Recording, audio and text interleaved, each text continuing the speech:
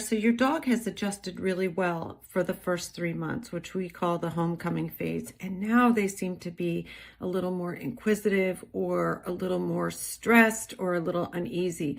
This could be due to a lot of things. So even though you've really done well for those first 3 months, the infant time, when your baby starts facing outward and starts getting interested in other things, such as your dog, they're usually looking directly at your dog, sitting up, facing outward, and those kinds of things can cause your dog to feel uneasy.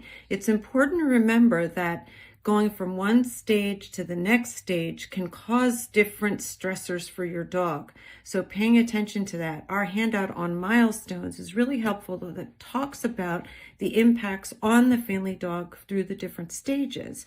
And so it can feel discouraging, but it's important, but it can be less discouraging if you know that as your baby develops into a new stage of development, your dog may have a different response. So the uneasiness you're feeling now may be due to some of the changes that your baby's experiencing. So thinking about what's changed and thinking about your management, if you need to have more gates in place, if you need to have more barriers like a play yard or that kind of thing, those things can be helpful to put a little distance there so that your dog has some space to retreat and doesn't, a lot of times they will feel that need to be super close to you.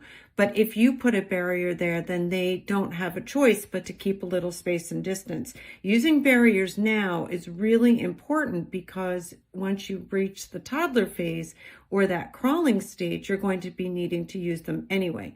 So if there's some discomfort or stress, I would encourage you to put some increasing distance there, increase that distance, and provide some nice treats, licky mats, things like that, snuffle mats for your dog to do on the other side of the barrier while you engage with baby. It could be that you're sitting on the floor more, it could be that your baby's in different equipment.